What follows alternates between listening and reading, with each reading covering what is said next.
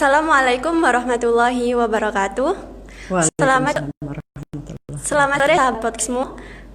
Kali ini kita kedatangan narasumber spesial. Beliau adalah Ketua Pimpinan Daerah Aisyah Kabupaten Lumajang yang bernama Ibu Lili Nurdiani. Pada kesempatan kali ini, beliau akan menyampaikan tausiah yang bertema peran ibu dalam peningkatan kualitas akhlak anak di masa pandemi. Pingin tahu kelanjutannya? Yuk kita simak kepada Ibu Lili, kami persilahkan.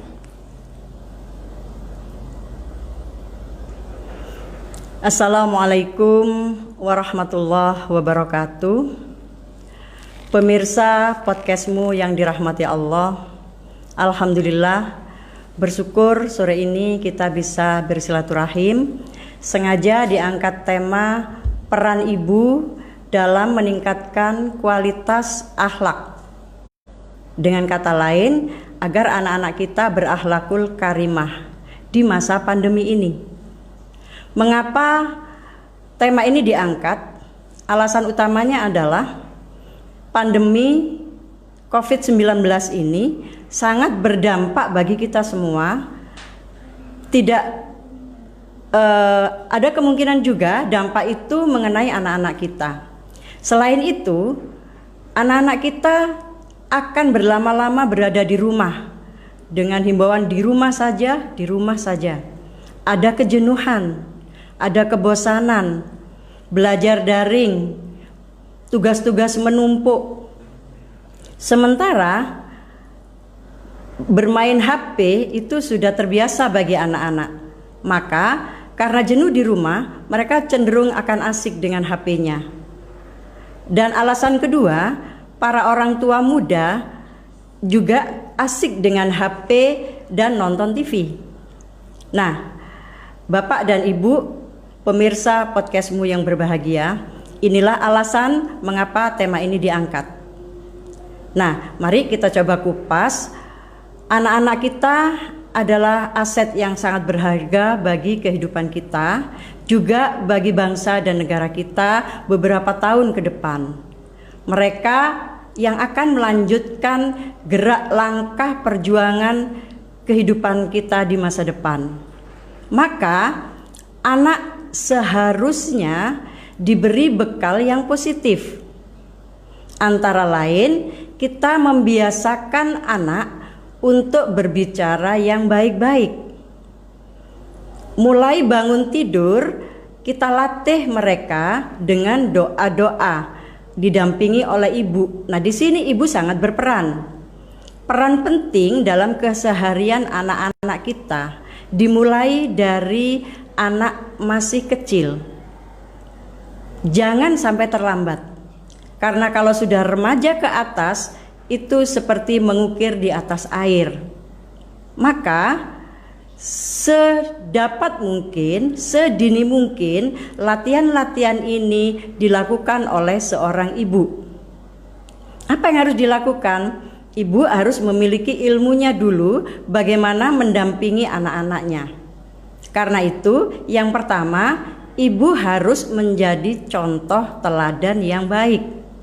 Misalnya bangun lebih awal, anak-anak diajak bangun lebih awal, dilatih berwudu, kemudian dilatih berwudu yang benar, berada di samping kita untuk sholat berjamaah bersama. Apabila jauh dari masjid, apabila dekat masjid, kita tuntun anak-anak kita menuju ke masjid. Ini langkah awal untuk menanamkan perilaku yang berakhlakul karimah. Mengenal Allah lebih dini sangat diperlukan. Nah, pemirsa podcastmu yang berbahagia, dalam kesempatan ini peran ibu sangat penting, terutama bagi anak-anak yang usianya masih 0 sampai belasan tahun. Mereka kita kenal dengan nama generasi Z. Generasi Z ini sudah mulai mengenal Android atau HP sejak mereka masih kecil. Bahkan para orang tua muda menggunakan HP ini sebagai alat untuk mendiamkan agar anaknya tidak rewel. Sementara si ibu juga asik dengan HP atau nonton televisi. Nah, maka mari para ibu di era pandemi ini mengurangi kegiatannya untuk asik ber-HP, mengurangi kegiatannya untuk asik nonton TV. Kita lebih dekat dengan anak-anak kita, terutama anak-anak balita kita yang berusia 0 sampai 8 tahun, usia emas. Kalau kita memberikan pendidikan kepada usia ini, maka akan melekat sepanjang hayatnya. Jadi, pembiasaan doa, perilaku yang baik, berbicara yang baik, mulai bangun tidur dan kesehariannya sampai tidur lagi, kita dampingi. Ibu mendampingi anak-anaknya, atau nenek mendampingi cucunya. Tetapi biasanya lebih tepat apabila ibu yang melakukannya langsung kepada anak-anaknya. Nah, apabila kita hafal satu doa, kita tularkan kepada anak kita. Karena sesungguhnya hidup ini menurut Allah adalah dari kegiatan satu kegiatan yang lain, dan setiap kegiatan selalu ada doanya. Mulai bangun tidur ada doanya, kemudian makan, keluar rumah, masuk rumah, pergi, dan sebagainya, sampai ke masuk rumah tidur lagi. Itu ada doanya. Nah, ibu harus menguasai doa-doa harian itu untuk ditularkan kepada putra-putrinya. Nah, selain doa-doa yang dilakukan setiap hari, ibu juga melakukan kegiatan hariannya dengan ikhlas. Keikhlasan seorang ibu membawa dampak yang positif bagi keluarganya, terutama anaknya. Misalnya, ketika sedang mencuci baju, selain bismillahirrahmanirrahim, kemudian dia berdoa supaya baju yang dicucinya itu suci, bersih, membuat anaknya juga memiliki hati yang suci dan bersih. Itu harapan dan doa ketika sedang mencuci. Ketika sedang memasak, berdoa supaya masakannya memberikan berkah kepada anak dan keluarga, sehingga makanan ini memberikan kekuatan iman dan berakhlak mulia. Mau bersyukur kepada Allah dengan cara selalu berdoa, bersyukur dengan cara selalu beribadah dengan taat. Jadi membiasakan diri pada hal-hal kebaikan itu sangat penting. Siapa yang berperan? Tentu orang yang paling dekat adalah ibu. Ibu dan bapak, para pendengar podcastmu yang dirahmati Allah, kegiatan mendidik adalah satu kegiatan yang seharusnya dilakukan oleh seorang ibu. Setiap anak memang sangat membutuhkan pendidikan. Di sekolah itu hanya transfer ilmu, juga mengajarkan akhlak, tetapi waktunya hanya sekilas. Hanya pukul 7 sampai pukul 1 atau 2. 8 jam. Sisanya di rumah, waktu paling banyak bersama dengan keluarga. Ini kesempatan terbaik bagi kita sebagai seorang ibu untuk mendampingi anak-anaknya. Nah, hal lain, kita sebaiknya melakukan hal-hal yang bisa ditiru oleh anak dengan kebaikan-kebaikan.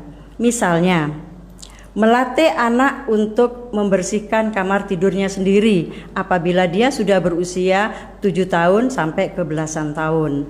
Melatih pembiasaan-pembiasaan baik. Melatih berbicara dan menyapa orang. Kemudian apabila dia punya saudara 1 atau 2, melatih anak untuk terbiasa saling berbagi, saling memberi. Yang kuat membantu yang lemah. Yang lemah tidak boleh minta-minta, tetapi kesadaran dari yang kuatlah untuk membantu. Kuat ekonomi, membantu ekonomi. kuat ilmu, membantu mengarahkan, mencerdaskan, melatih seperti itu. Nah, itu harus digalang mulai anak-anak usia kecil, sehingga ketika nanti mereka dewasa, mereka akan menjadi saudara yang rukun, saudara yang saling membantu. Bahkan ke orang lain dia akan bermanfaat, akan sangat mempengaruhi lingkungannya dengan kebaikan-kebaikan. Ada orang yang bertanya, kalau dia berbuat salah, Bu, apakah saya harus diam? Apakah tidak boleh marah? Kalimat apa yang harus keluar? Nah, pertanyaan-pertanyaan ini sering ditanyakan oleh ibu-ibu muda, terutama apabila anak yang dihadapi itu mengalami rasa jenuh dan bosan, kemudian marah-marah. Apa yang harus dilakukan ibu? Nah, ibu harus memiliki rasa sabar, rasa sayang. Bagaimana caranya? Peluk anak, kemudian kita arahkan, kita beri arahan pengertian yang baik supaya dia bisa melakukan hal-hal yang baik. Nah, satu hal lagi, bila ada anak-anak kita yang hiperaktif, yang tidak bisa diam. Kalau dalam bahasa Jawa orang mengatakan kayak nggak bisa diam. Apa yang harus dilakukan oleh seorang ibu? Ibu yang baik akan memberikan alat-alat untuk menyalurkan hiperaktif si anak supaya gerak tangan, gerak kaki, ucapan bisa terarah. Beri dia mainan yang membuat dia asik dan memang menyenangkan. Itu salah satu cara, salah satu jalan keluar. Jika mungkin ada satu ruang kosong, lengkapi ruangan itu dengan mainan-mainan kesukaannya yang kreatif. Mainan yang kreatif dan bukan hanya gadget, bukan hanya gadget. Gadget ini boleh diberikan atau dipakai oleh anak hanya dalam waktu tertentu saja, terutama pada usia sebelum belasan tahun kita batasi penggunaannya. Ada lagi yang bertanya, bagaimana kalau terlanjur sudah tidak bisa lepas dari HP? Kita beri pengalihan bagaimana dia berakhlakul kalimah kepada orang tuanya dan tidak membentak-bentak, karena kecenderungan anak yang sudah terlanjur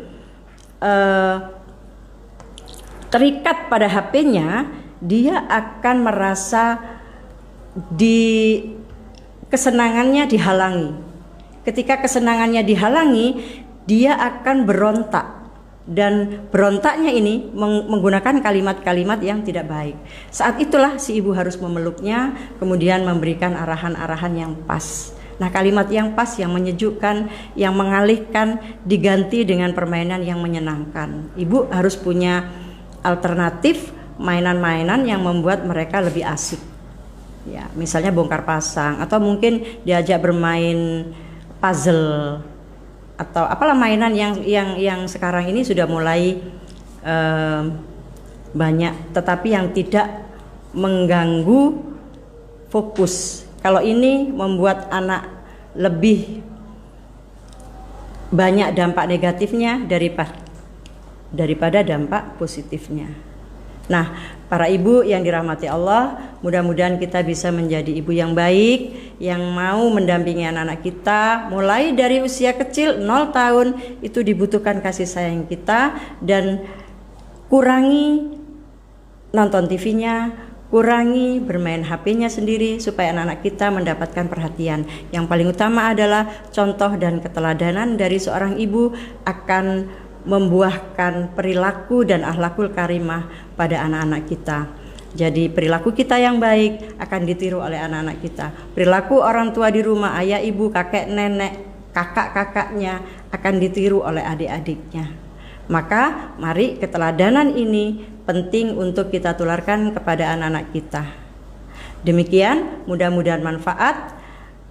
Kita bertemu lagi pada kesempatan lain. Nasrun minallah fathun qarib. Wassalamualaikum warahmatullahi wabarakatuh.